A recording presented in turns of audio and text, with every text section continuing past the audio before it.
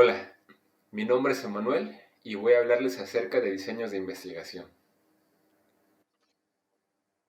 Bien, un diseño de investigación tiene que ver con la parte metodológica respecto a la recolección de información y de datos empíricos para una investigación. Tiene que ver con la forma en cómo se va a contestar a la pregunta de investigación, a cómo se trata de cumplir el objetivo general y a cómo se trata de comprobar o no la hipótesis. Entonces, la gran clasificación del diseño de investigación son los experimentales y los no experimentales. Sin embargo, es importante profundizar un poco más en las subclasificaciones para que el alumno pueda precisar si necesita hacer alguna mejora, incorporar alguna categoría o contrastar si está siguiendo los pasos correctos durante el proceso de desarrollo de su investigación. Entonces, definamos primero qué son diseños experimentales y no experimentales. Los experimentales, que están en este esquema abajo donde dice tipos, en la parte derecha, son aquellos que administran estímulos o tratamientos o intervenciones. Se clasifican en tres grandes categorías que son los preexperimentos, los cuasiexperimentos y los experimentos puros. Los preexperimentos tienen un grado de control mínimo y la diferencia con los experimentos puros es que no hay grupos contra los cuales se compara si el tratamiento es eficaz o no. Un ejemplo típico sería un psicólogo que suministra un tratamiento de unas cuantas sesiones a un paciente que tiene depresión. Y el objetivo sería, pues, ver si su estado mental mejoró después de suministrar esas sesiones. No hay otro paciente contra el cual contrastar o comparar si efectivamente es mejor o peor el tratamiento. Simplemente es suministrar un tratamiento y ver si la variable que se está analizando empeora o mejora después de dicho tratamiento. Los cuasi experimentos implican grupos intactos y un ejemplo típico sería que en un proyecto educativo, de intervención educativa, se somete a un grupo a una cierta metodología educativa innovadora y a otro grupo a una metodología tradicional. Y se trata de comprobar cuál tiene mejores resultados al final del curso académico. Entonces, la diferencia con los experimentos puros, pues es que en los cuasi experimentos se parte de los grupos que ya están formados. En este ejemplo, no se consideraría si hay alumnos de diferentes características en el grupo donde se trata de innovar o en el grupo donde se enseña lo tradicional, y hay un grado de control menor que en los experimentos puros. Por otro lado, en los experimentos puros, que ya hay un grado de control y validez mucho más alto, existe también una manipulación intencional de variables y una medición de variables más puntual en comparación con los cuasi-experimentos y con los preexperimentos. Además, también hay grupos de comparación más definidos y estos grupos se forman de forma aleatoria o al azar. Un ejemplo típico sería la utilización y la eficacia de vacunas, por ejemplo, por el COVID, en donde a un grupo se le suministra la vacuna que se intenta probar en cuanto a eficacia y eficiencia, y a otro grupo se le suministra un placebo.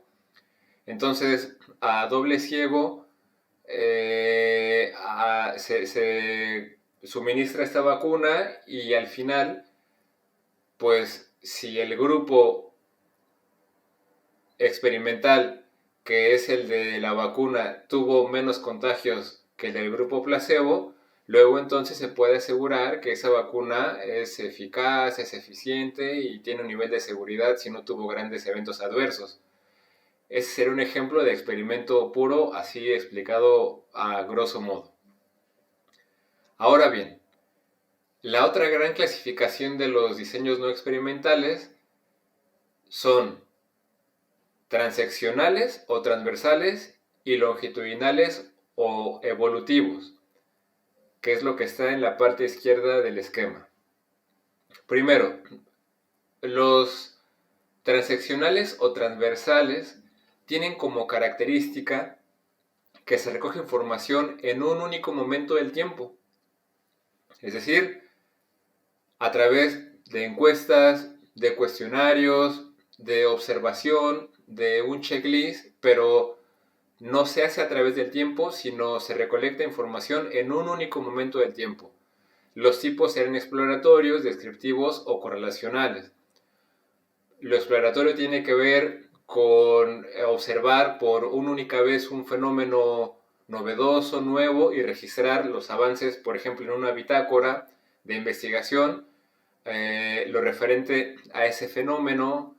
Lo descriptivo tiene que ver con observar un fenómeno y ver cómo se comporta, digamos, en una bitácora de investigación y tratar de cuantificar ese fenómeno, a describirlo a través de estadística descriptiva, moda, media, mediana, pero no se hace un seguimiento a través del tiempo, sino solamente es un seguimiento, un registro puntual en un momento del tiempo. Y los correlacionales o causales, que también miden variables y miden fenómenos en un solo momento del tiempo y tratan de ver cómo se correlacionan y si una cosa es la causa de la otra, pero no se hace un seguimiento en el tiempo, sino se hace una medición precisa en un momento y ya, no implica un seguimiento.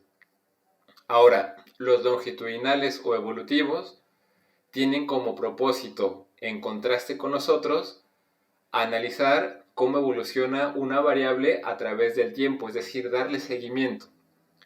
Los tipos tradicionales serían el diseño de tendencia, el diseño de análisis evolutivo o de grupos y el diseño de panel.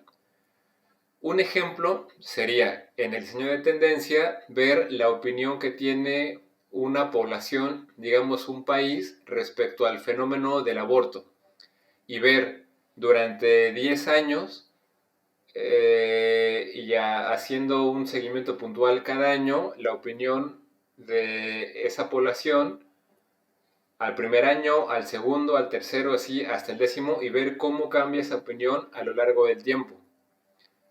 El diseño de análisis evolutivo sería, en el mismo ejemplo, hacer una segmentación de qué piensan los jóvenes de 15 a 23 años respecto al mismo fenómeno, pero la característica es que estos jóvenes ya comparten una característica en común, que es esta segmentación de edad. Y los diseños de panel son aquellas investigaciones en donde se observa cómo se comporta el sujeto de investigación durante todo el tiempo. Se hace un seguimiento 24/24 y es como un Big Brother. Bueno, es un decir, pero es un seguimiento muy puntual de el sujeto de investigación y ver cómo se comporta y cómo cambia la variable que se está observando. Es importante decir que en una misma investigación pueden incluirse 2 o más diseños de investigación. Ahora, en síntesis y para el proyecto final, existen, y se puede decir de forma muy puntual, 2 clasificaciones para diseños de investigación: los experimentales y los no experimentales. Los experimentales, como ya dijimos, es la manipulación intencional de una acción para analizar sus posibles resultados. El ejemplo típico son tratamientos, estímulos, influencias o intervenciones. Lo no experimental son estudios que se realizan sin la manipulación deliberada de variables y en los que solo se observan los fenómenos en su ambiente natural para analizarlos. Los ejemplos típicos serían encuestas de opinión, estudios retrospectivos, o sea, hacia el pasado, y prospectivos, hacia el futuro. Un ejemplo de un diseño experimental sería: si un investigador deseara analizar el posible efecto de los contenidos televisivos antisociales en la conducta agresiva de determinados niños, podría hacer que a un grupo se le proyectara un programa de televisión con contenido antisocial y que otro viera un programa con contenido de promoción social. Posteriormente, observar cuál de los grupos muestra una conducta más agresiva. Aquí el investigador, de forma deliberada, hace una intervención con niños, poniéndoles un tipo de contenido a unos y otro tipo de contenido a otros. Un ejemplo de un diseño no experimental sería una investigación para evaluar los niveles de satisfacción de los clientes de un hotel respecto al servicio que reciben. No busca evaluar si las mujeres están más satisfechas que los hombres, ni asociar el nivel de satisfacción con la edad o los ingresos. Simplemente es indagar el nivel de satisfacción que tienen los clientes en un momento puntual. Se haría a través de una encuesta o una entrevista, y ese es un ejemplo de un diseño no experimental. Para puntualizar más, ejemplo y diferencia de diseños de investigación: en un experimento sería hacer enojar intencionalmente a una persona y ver sus reacciones. En un no experimento sería ver las reacciones de esa persona cuando llega enojada. Es importante decir que en el experimento se deben tomar en cuenta las cuestiones éticas, porque no siempre la manipulación de variables es posible, o si es posible, no siempre es ética. Pero bueno, quizás con este ejemplo sí queda más claro.